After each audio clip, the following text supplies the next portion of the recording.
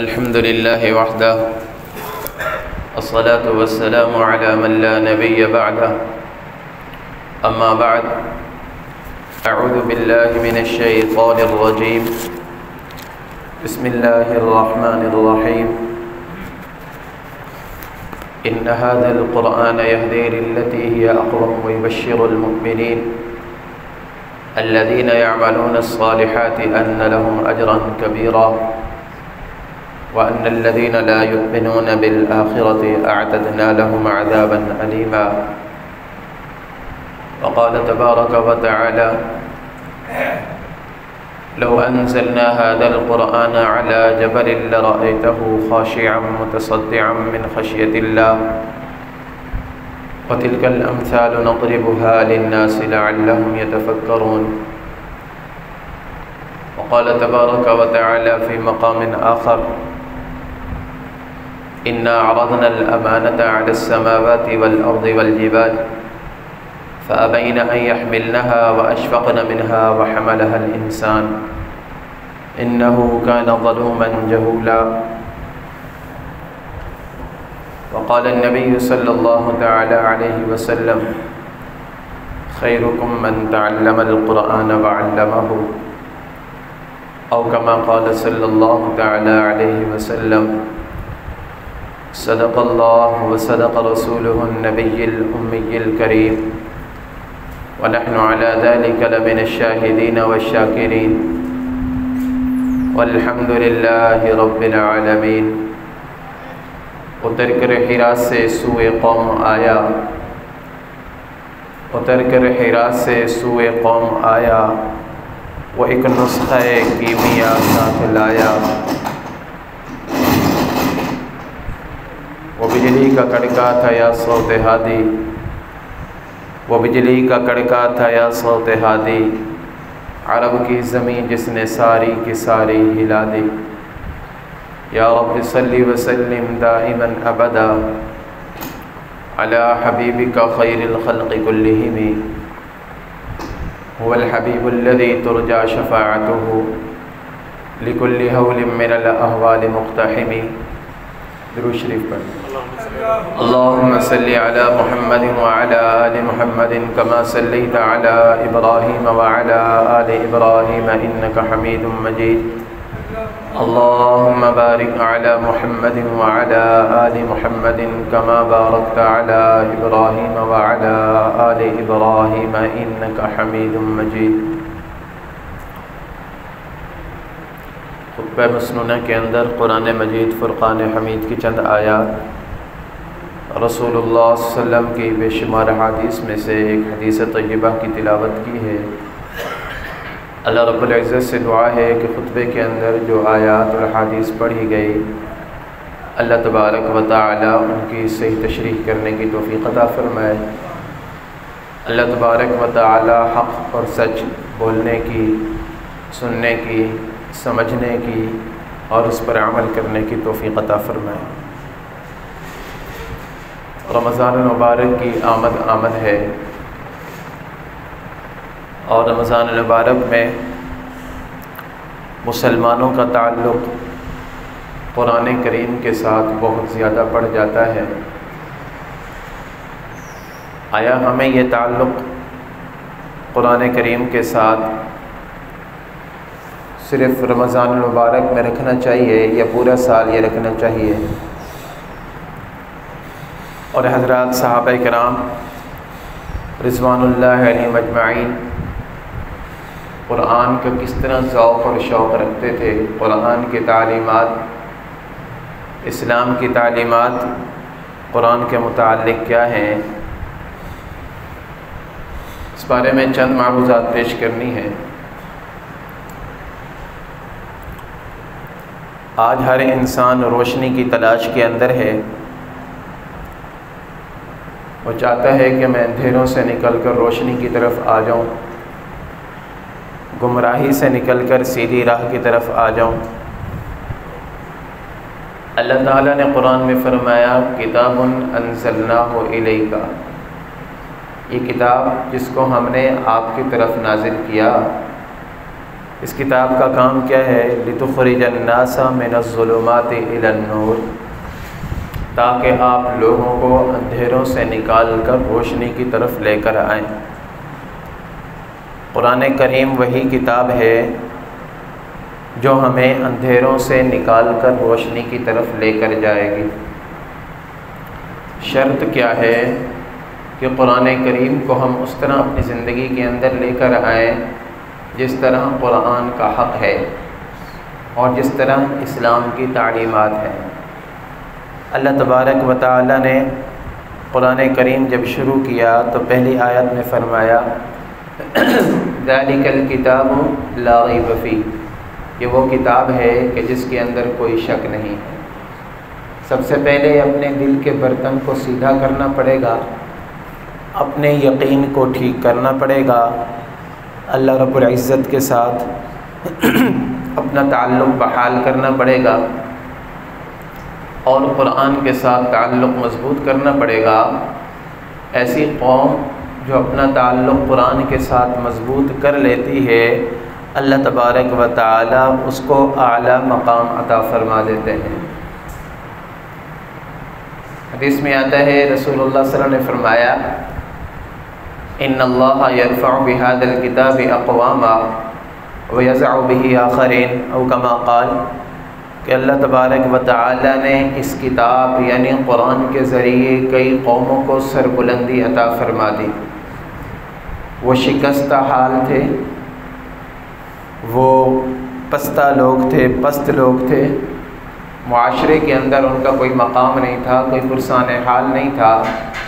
جب انہوں نے قرآن کے ساتھ تعلق کو اپنایا، اپنی زندگی کے اندر قرآن کو لے کر آئے، اللہ تبارک و تعالی نے ان کو بلندی عطا فرما دی۔ سیدنا عمر فاروق رضی اللہ تعالی عنہ وقت کے امیر تھے۔ آپ ایک مرتبہ ایک لشکر کو لے کر جا رہے تھے، راستے میں ایک جگہ پر کھڑے ہو گئے اور کافی دیر کھڑے رہے، دھوپ تھی تو باقی جو ساتھی تھے وہ بھی پریشان ہو گئے۔ اس زمانے میں لوگ حاکموں کی مانا کرتے تھے کہ ہمارے امیر، ہمارے حاکم اگر کھڑے ہوئے ہیں تو ہم چھاؤں میں کیسے جائیں، تو وہ بھی دھوپ میں کھڑے رہے۔ کافی دیر کے بعد کسی صاحب نے پوچھا کہ امیر المؤمنین کیا ماجرا ہے؟ پورا مجمع پریشان ہے، آپ بھی دھوپ میں کھڑے ہیں، آپ کوئی بات بھی نہیں فرما رہے، کوئی واعظ و نصیحت بھی نہیں کر رہے، یہاں پر کھڑے ہونے کی وجہ کیا ہے؟ سیدنا عمر فاروق رضی اللہ تعالی نے فرمایا کہ یہ جو وادی ہے نا، یہ جو جگہ ہے، میں اس جگہ کو دیکھ رہا ہوں۔ میں اس جگہ پر اونٹ چرایا کرتا تھا، اونٹ چراتا تھا، اور اونٹ مجھ سے سنبھالے نہیں جاتے تھے۔ تو میرا والد خطاب مجھے کہتا بیٹا عمر، تو زندگی میں کبھی کامیاب نہیں ہو سکتا ہے، تجھ سے اونٹ نہیں سنبھالے جاتے ہیں تو آگے جا کر کیا کام کرے گا؟ اگر ان کو سنبھالنا سیکھ جائے گا تو کم سے کم عزت کا روزگار تو کھا سکے گا۔ ہمارا کام اونٹ چرانے کا تھا۔ پھر سیدنا عمر فاروق رضی اللہ تعالیٰ عنہ کی آنکھوں مبارک سے آنسو آ گئے اور فرمانے لگے دیکھو آج وہی عمر ہے جس کو اونٹ چرانے نہیں آتے تھے، اس قرآن کی وجہ سے اعزنا اللہ بہذا الدین، اعزنا اللہ بہذا القرآن، یہ صحابہ کرام فرمایا کرتے تھے۔ کہتے وہ عمر جس کو اونٹ چرانے نہیں آتے تھے آج امیر المؤمنین بن چکا ہے، آج آدھی دنیا کا حاکم بن چکا ہے۔ قیصر اور کسریٰ اس کے نام سے کپ کپاتے ہیں، ڈرتے ہیں، اس کو سلامیاں کرتے ہیں۔ وجہ کیا ہے کہ عمر نے اپنے سینے کے اندر قرآن کو محفوظ کر لیا۔ جو قرآن کے ساتھ اپنا تعلق بنائے گا اللہ تبارک و تعالی اس کو اس طرح غلبہ عطا فرمائے گا۔ وہ قوم جو قرآن کے ساتھ پکا اور سچا تعلق رکھتی ہے اللہ تبارک و تعالی اس قوم کو کبھی رسوا نہیں کرتے۔ دشمن کے دل کے اندر اس کا رعب ہوتا ہے اور پورے کے پورے دین پر عمل کرنے والی وہ قوم ہوتی ہے۔ الیوم یئس الذین کفروا من دینکم فلا تخشوہم واخشون، الیوم اکملت لکم دینکم واتممت علیکم نعمتی ورضیت لکم الاسلام دینا۔ یہ قرآن کی آخری آیت ہے۔ اللہ نے قرآن کی آخری آیت کی نازل فرمائی تو فرمایا کہ آج کے دن ہم نے آپ کے اوپر اپنے دین کو مکمل کر دیا ہے، آپ کے اوپر نعمت کو تام کر دیا ہے، مذہب اسلام کو آپ کے لیے پسند کر دیا ہے۔ لیکن یاد رکھو، آج جب تمہارے اوپر قرآن کا نزول مکمل ہوا ہے، دین مکمل ہوا ہے، یئس الذین کفروا من دینکم، جو کافر لوگ ہیں نا وہ تمہارے دین سے مایوس ہو چکے ہیں۔ وہ کہتے ہیں کہ یہ مسلمان اگر قرآن کو تھام کر رکھیں گے نا تو ہم مسلمانوں کا کچھ نہیں بگاڑ سکتے۔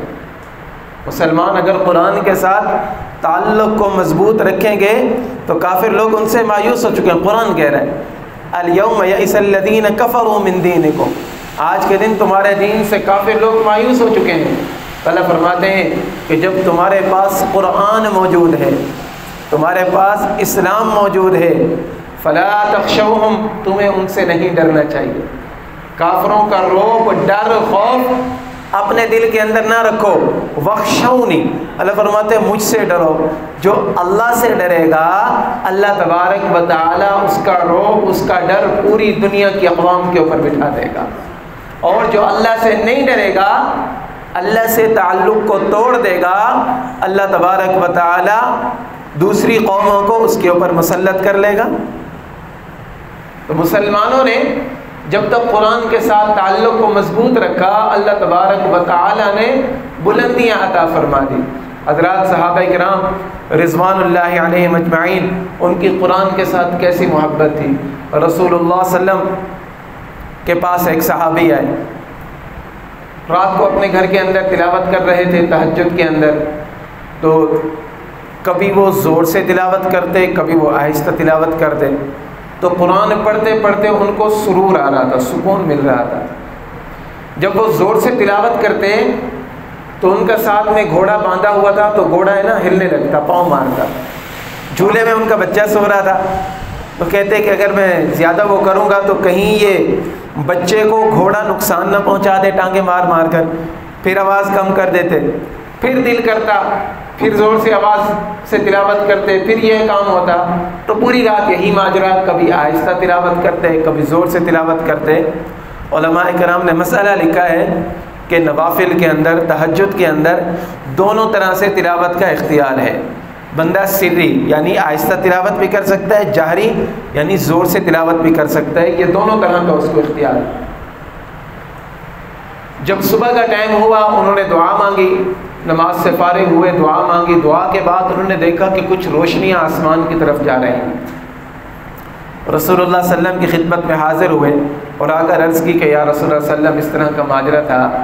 رسول اللہ صلی اللہ علیہ وسلم نے فرمایا کہ میرے صحابی بات یہ ہے کہ اگر آج تم دیر تک صبح صادق کے بعد تک قرآن کی تلاوت کرتے رہتے، فرشتے تمہارا قرآن سننے کے لیے آسمان سے نازل ہوئے تھے۔ اگر تم تلاوت کرتے رہتے تو آج مدینہ کے لوگ اپنی آنکھوں سے فرشتوں کو دیکھ لیتے۔ وہ ایسے قرآن کو پڑھا کرتے تھے کہ ان کا قرآن سننے کے لیے آسمان سے فرشتے آیا کرتے تھے۔ رسول اللہ صلی اللہ علیہ وسلم ایک مرتبہ آپ گزر رہے ہیں، مسجد نبوی کے اندر حلقہ لگا ہوا ہے، ایک صحابی تھے حضرت ابی ابن کعب رضی اللہ تعالی، یہ حضور علیہ الصلوۃ والسلام کے قاری صحابی تھے، یعنی بڑا ہی خوبصورت قرآن پڑھا کرتے تھے، اور حضرات صحابہ کرام کو قرآن سکھایا بھی کرتے تھے اللہ کے نبی کے حکم سے، کئی صحابہ کے استاد بھی تھے۔ تو حضور علیہ الصلوۃ والسلام گزرے تو وہ تلاوت کر رہے تھے، تو اللہ کے نبی کو دیکھ کر حضرت ابی ابن کعب رضی اللہ تعالیٰ عنہ خاموش ہو گئے۔ حضور علیہ الصلوۃ والسلام نے فرمایا کہ ابی تلاوت کرو۔ اس نے کہا یا رسول اللہ صلی اللہ علیہ وسلم آپ کے اوپر قرآن نازل ہوا، بھلا میں آپ کے سامنے کیسے پڑھ سکتا ہوں؟ میں آپ کے سامنے قرآن کیسے پڑھ سکتا ہوں؟ آپ کے اوپر تو نازل ہوا ہے۔ رسول اللہ نے فرمایا ابی مجھے اسی طرح حکم دیا گیا ہے، مجھے اسی طرح حکم دیا گیا ہے، اور اللہ کے نبی اپنی طرف سے کوئی بات نہیں کرتے تھے، اللہ تبارک و تعالیٰ کی طرف سے جو احکام ہوتے تھے وہی آگے امت تک پہنچایا کرتے تھے۔ اب وہ بھی رمز شناس تھے، کہنے لگے اللہ سمانی، یا رسول اللہ صلی اللہ علیہ وسلم کیا اللہ نے میرا نام لیا ہے؟ آپ کہہ رہے ہیں نا آپ کو حکم دیا گیا، تو آپ کو اللہ نے حکم دیا۔ اللہ سمانی یا رسول اللہ صلی اللہ علیہ وسلم، کیا اللہ نے میرا نام لیا؟ حضور علیہ الصلوۃ والسلام نے فرمایا ہاں ابی اللہ سما کا، اللہ نے تیرا نام لیا اور کہا کہ ابی کو کہو تلاوت کرے۔ یار اے میرے محبوب، میں بھی اس کی تلاوت سنوں گا، آپ بھی اس کی تلاوت سنیں۔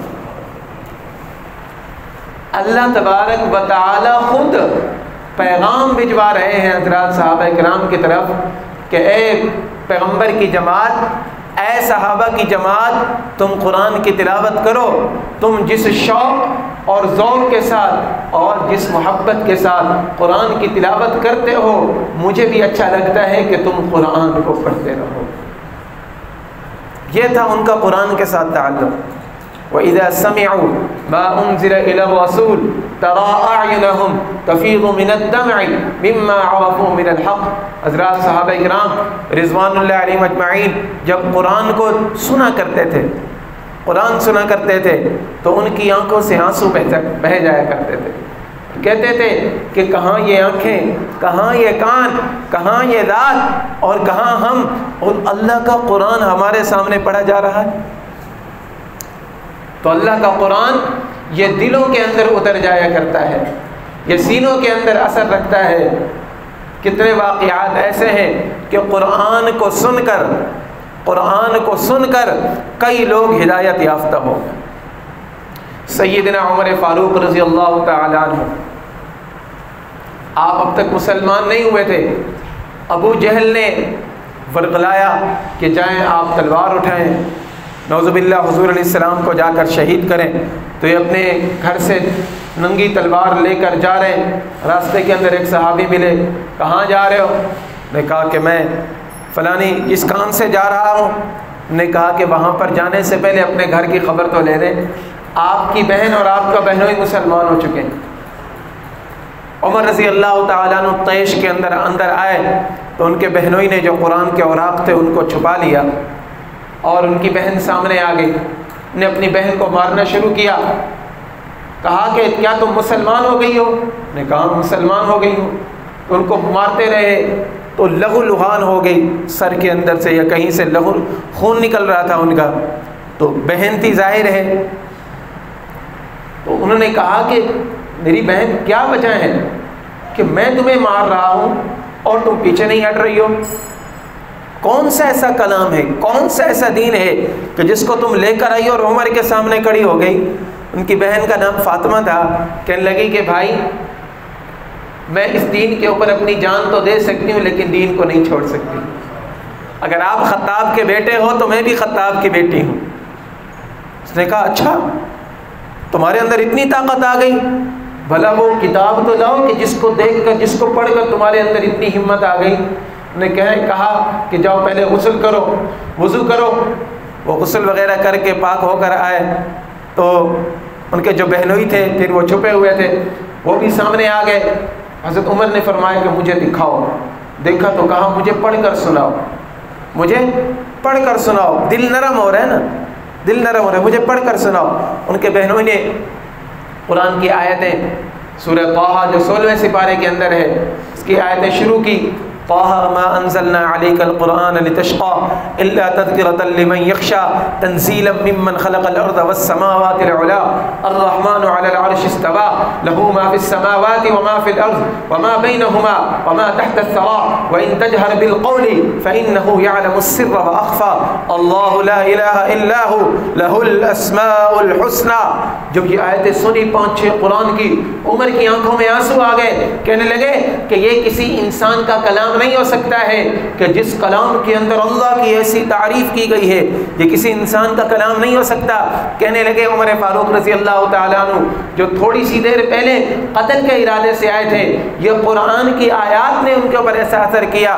کہنے لگے کہ مجھے حضور علیہ السلام کے دربار کے اندر لے جاؤ، میں مسلمان ہونا چاہتا ہوں، میں مسلمان ہونا چاہتا ہوں۔ عمر رضی اللہ تعالیٰ نے کے دل کو یہ قرآن کی چند آیتوں نے پلٹ کر رکھ دیا ہے۔ اگر ہم قرآن کی تلاوت کریں گے، قرآن کو زندگی کے اندر لے کر آئیں گے، تو پھر ہماری زندگیاں کیسے روشن ہو جائیں گی؟ میں نے شروع کے اندر عرض کیا، اللہ قرآن میں فرماتا ہے کتاب انزلناہ الیک لتخرج الناس من الظلمات الی النور، اے میرے محبوب ہم نے یہ جو کتاب قرآن آپ کے اوپر نازل کی ہے نا، اس کے نزول کا مقصد یہ ہے کہ آپ لوگوں کو اندھیروں سے نکال کر روشنی کی طرف لے کر آئیں۔ روشنی اللہ نے قرآن کے اندر رکھی ہے، قرآن کے ساتھ تعلق کے اندر رکھی ہے۔ آج ہمیں مہینوں گزر جاتے ہیں ہم قرآن کو نہیں کھولتے۔ حضرات صحابہ کرام رضوان اللہ علیہم اجمعین کا کیسا تعلق تھا۔ آج المیہ ہے نا کہ ہم کہتے ہیں کہ ہم ٹائم پاس کرنے کے لیے لوڈو کھیلتے ہیں، ٹائم پاس کرنے کے لیے ہم تاش کھیلتے ہیں، ٹائم پاس کرنے کے لیے ہم کرکٹ دیکھتے ہیں، ٹائم پاس کرنے کے مختلف بہانے ہیں کہ ٹائم پاس۔ میرے بھائیوں ٹائم پاس جو ہوتا ہے نا وہ ہم نے نہیں کرنا ہے، لیکن ٹائم پاس وہ کرے نا جس کا کوئی ویژن نہ ہو، کوئی مقصد نہ ہو، جس کو کوئی ہدف دے کر نہ بھیجا گیا ہو۔ دیکھیں نا جب بندہ فضول ہوتا ہے تو ٹائم پاس کرتا ہے، ہم تو فضول نہیں ہے نا، مسلمان فضول نہیں ہے، مسلمان کو ایک ہدف دے کر بھیجا گیا ہے۔ کیا ہدف ہے؟ کہ دنیا کے اندر جا کر تو نے اللہ کو راضی کرنا ہے، اللہ کے محبوب کے طریقے کو اپنانا ہے۔ اگر میں نے آپ نے اللہ کو راضی کر لیا تو ٹھیک ہے، پھر ہم ٹائم پاس کریں۔ اگر اللہ کو راضی نہیں کیا ہے نا اب تک، تو پھر یہ ٹائم پاس کرنا، یہ شیطان ہمیں دھوکے کے اندر ڈال رہا ہے۔ ہمارا مقصد زندگی کا، دنیا میں آنے کا مقصد کیا ہے؟ وَمَا خَلَقْتُ الْجِنَّ وَالْإِنسَ إِلَّا لِيَعْبُدُونَ۔ اللہ فرماتے ہیں کہ جنات اور انسانوں کو میں نے صرف اپنی عبادت کے لیے ہی پیدا کیا ہے۔ اب عبادت کا معنی یہ نہیں ہے کہ آپ ہر وقت مسجد کے اندر تسبیح اٹھا کر بیٹھے رہیں اور کوئی کام نہ کریں، نہ بھائی، زندگی کے سارے کام کریں، سارے کام کریں زندگی کے، لیکن جب بھی کوئی کام کریں اس کے اندر دیکھیں کہ اس کے اندر طریقہ اور حکم اللہ کا ہے یا نہیں ہے، اللہ کا حکم اور رسول اللہ صلی اللہ علیہ وسلم کا طریقہ ہے یا نہیں ہے۔ اگر ہے تو ٹھیک ہے، اگر سنت طریقے کے مطابق کھانا کھا رہے ہیں تو کھانا کھانا بھی عبادت بن جائے گا، سنت طریقے کے مطابق پانی پی رہے ہیں تو پانی پینا بھی عبادت بن جائے گا، سنت طریقے کے مطابق روزگار کر رہے ہیں، محنت مزدوری کر رہے ہیں، اس کے اندر بےایمانی نہیں کر رہے، کسی کا حق نہیں دبا رہے، مالک کا حق نہیں دبا رہے، پورا وقت دے رہے ہیں تو آپ کا کمانا بھی عبادت بن جائے گا۔ لیکن ہم دیکھیں تو صحیح، ہمیں کہاں ضرورت پڑی ہے ٹائم پاس کرنے کی؟ میرے عزیزوں، اللہ تبارک و تعالیٰ نے میرے لیے، آپ کے لیے ٹائم پاس کے لیے جنت بنا دی ہے۔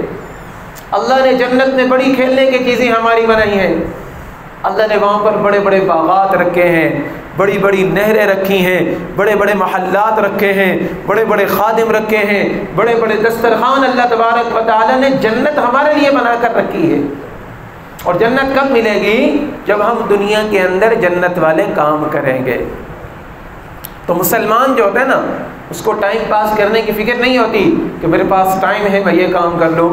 حضرات صحابہ کرام رضوان اللہ علیہم اجمعین، ان کا محبوب مشغلہ کیا تھا؟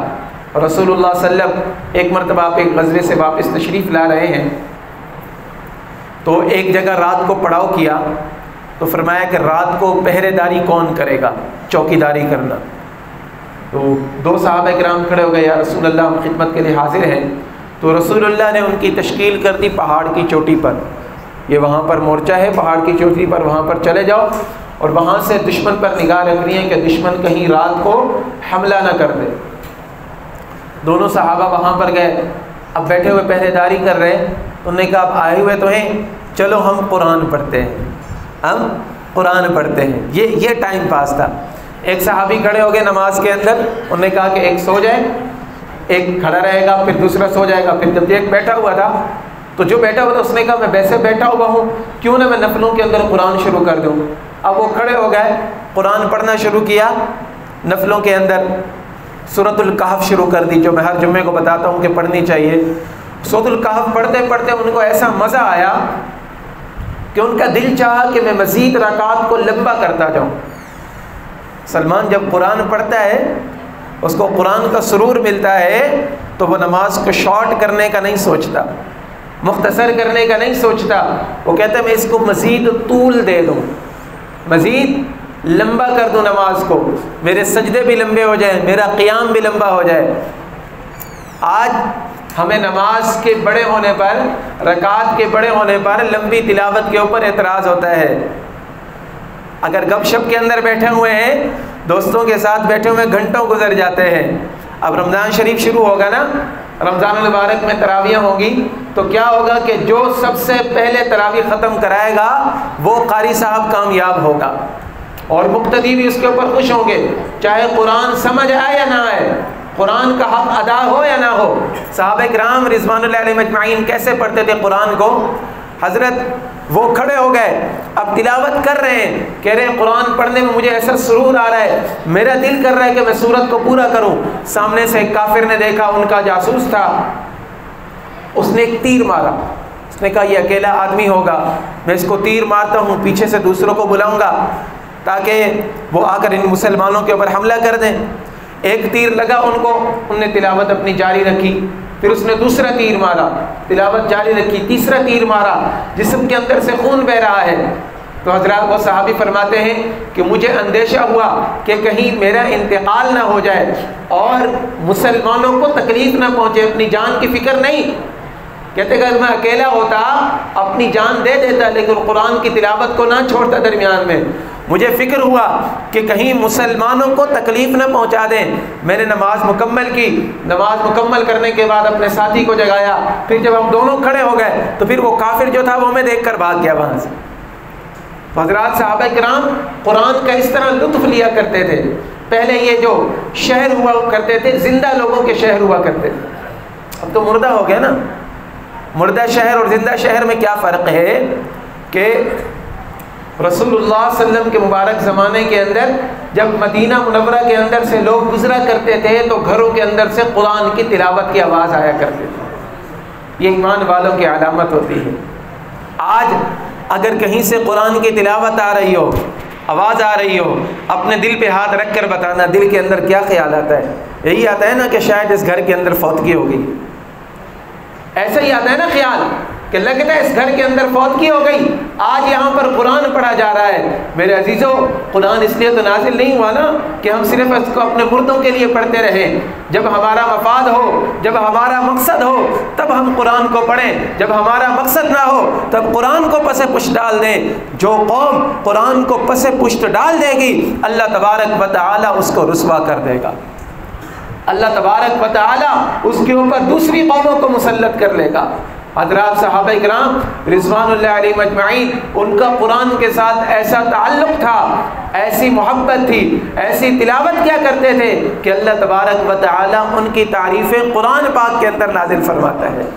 ان کے قرآن پڑھنے کو، ان کے قرآن سننے کو، ان کے قرآن یاد کرنے کو اللہ تبارک و تعالی قرآن پاک کے اندر بیان فرماتا ہے کہ یہ قرآن کو اس طرح پڑھتے ہیں، ان کے دل کے اندر اتنا تقویٰ ہے، ان کے دل کے اندر اتنا ڈر ہے، ان کے دل اس طرح دھڑکتے ہیں۔ اللہ تبارک و تعالی نے قرآن پاک کے اندر ایک ایک صفت ان کی بیان کی ہے۔ میرے عزیزو، اگر ہم اپنی زندگی کے اندر قرآن کو لے کر آ جائیں گے، اپنی زندگی کے اندر قرآن کی تلاوت کو لائیں اور قرآن کی جو آیت پڑھے اس کو اپنی عملی زندگی کے اندر لے کر آئیں۔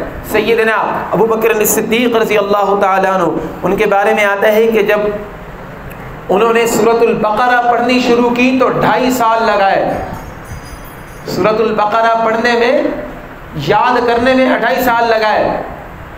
افضل البشر بعد الانبیاء ہے، ان کے بعد، انبیاء کے بعد ان سے زیادہ شان والا کوئی شخص نہیں ہے۔ پوچھا گیا امیر المؤمنین اتنی دیر کیوں؟ آپ تو صاحب زبان ہیں۔ فرمانے لگے کہ قرآن کی میں جو آیت پڑھتا ہوں اس کو میں دیکھتا ہوں کہ میری زندگی کے اندر ہے یا نہیں ہے، پہلے میں اس کے اوپر عمل کرتا ہوں، پھر اگلی آیت کو میں جا کر پڑھتا ہوں۔ اس طرح صحابہ کرام کا قرآن کے ساتھ عشق تھا۔ اس لیے قرآن کی تلاوت کو خود کریں، اپنے بچوں سے قرآن کی تلاوت کروائیں۔ جو بندہ قرآن کے ساتھ محبت رکھے گا اللہ تعالیٰ اس کی نسلوں کے اندر قرآن کے حافظ پیدا کرے گا۔ لاہور کی ایک فیملی ہے، وہاں پر 7 سال کا بچہ حافظ ہوتا ہے۔ 7 سے 10 سال کے درمیان جس بچے کی عمر پڑ جاتی ہے وہ حافظ بن جاتا ہے۔ حضرت لکھتے ہیں کہ میں اس گھر کے اندر گیا، میں نے جا کر پوچھا کہ تمہارے چھوٹے چھوٹے بچے حافظ قرآن کیسے ہیں؟ وہ کہنے لگے کہ میرے والد صاحب وہ حافظ قرآن تھے، ان کے دادا یا بڑے جو تھے نا وہ حافظ قرآن تھے۔ کسی نے ان کو کہا کہ 2 سال تک روزانہ ایک قرآن ختم کرو، 2 سال تک روزانہ ایک قرآن ختم کرو۔ 2 سال کے اندر کتنے قرآن بن جائیں گے؟ تقریباً یہ 700 کے قریب قرآن، 700 سے بھی اوپر قرآن بنتے ہیں۔ تم یہ قرآن پڑھو، 2 سال تک روزانہ ایک قرآن ختم کرو، اللہ تبارک و تعالیٰ تمہاری نسلوں کے اندر قرآن کے حافظ بنائے گا۔ وہ کہنے لگے کہ میرے جو بڑے تھے وہ چاہے بیمار ہوتے تھے، سفر کے اندر ہوتے تھے، حضر کے اندر ہوتے تھے، کہیں پر بھی ہوتے تھے، انہوں نے 2 سال تک قرآن مسلسل پڑھتے رہے۔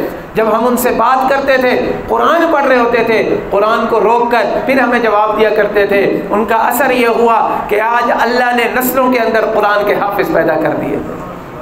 اگر ہم چاہتے ہیں کہ ہمارے بچے حافظ قرآن بنے، ہم بچوں کے سامنے قرآن کھولیں۔ میرے بھائیوں، ہم بچوں کے سامنے موبائل کے اندر ڈرامے دیکھیں گے، موبائل کے اندر فلمیں دیکھیں گے، موبائل کے اندر گانے دیکھیں گے، موبائل کے اندر اول فول چیزیں دیکھیں گے۔ ہم بچوں کو کہیں گے کہ بچوں جا کر قرآن پڑھو۔ یاد رکھو، ہمارا بچہ قرآن کھولے گا تو صحیح، اس کے سینے کے اندر قرآن نہیں بیٹھے گا۔ میں اور آپ اپنے بچوں کے لیے آئینہ ہیں، میں اور آپ اپنے بچوں کے لیے آئینہ ہیں، اپنے بچوں کا مستقبل ہے۔ ہم جو کچھ کریں گے وہ ہمارے بچے کریں گے۔ آج ہم قرآن سے اتنے دور ہیں، قرآن سے اتنے لا تعلق ہیں، قرآن سے محبت نہیں ہے ہمیں، تو سوچیں کہ ہماری آنے والی نسلیں کیا کریں گی، ہماری آنے والی نسل کا کیا ہوگا۔ اس لیے فرماتے ہیں کہ جب آدمی بڑا ہو جاتا ہے، شادی ہو جاتی ہے اس کی، صاحب اولاد ہو جاتا ہے، تو پھر اس کو اپنی نسلوں کی فکر کرنی چاہیے۔ ہم اپنے بچوں کے کھانے کا فکر کرتے ہیں، پینے کی فکر کرتے ہیں، کپڑے کی فکر کرتے ہیں، ہر چیز کی فکر کرتے ہیں۔ اگر فکر نہیں ہے تو ہمیں دین کی نہیں ہے، قرآن کی نہیں ہے۔ اگر ہم یہ فکر نہیں کریں گے تو یاد رکھیں ہماری نسلوں کے اندر سے قرآن پھر ختم ہو جائے گا۔ ہمیں یہ کرنا پڑے گا۔ ہمارے گھروں کے اندر قرآن موجود ہے، الحمدللہ کتنا پیارا وطن ہمیں ملا ہے۔ قرآن پڑھنے کی اجازت ہے، قرآن سننے کی اجازت ہے، قرآن سنانے کی اجازت ہے، اذان دینے کی اجازت ہے، نماز پڑھنے کی اجازت ہے، جمعہ پڑھنے کی اجازت ہے، عیدیں پڑھنے کی اجازت ہے، خطبہ دینے کی اجازت ہے۔ میں تو کہتا ہوں ایسا خطہ پوری دنیا کے اندر کہیں نہیں ہوگا۔ اس خطے کے اوپر اللہ تبارک و تعالیٰ کا شکر ادا کریں اور قرآن کے ساتھ اپنے تعلق کو جوڑیں۔ اگر قرآن کی تلاوت نہیں کرتے ہیں، آج سے اپنے گھروں کے اندر قرآن کی تلاوت شروع کریں گے نا انشاءاللہ۔ اللہ نے آپ کو صاحب اولاد بنایا ہے، یہ نیت کریں کہ کم از کم اپنے ایک بچے کو انشاءاللہ حافظ قرآن بنائیں گے۔ اللہ رب العزت سے دعا ہے جو معروضات پیش کی اللہ تعالی عمل کی توفیق عطا فرمائے۔ آمین وآخر دعوانا ان الحمدللہ رب العالمین۔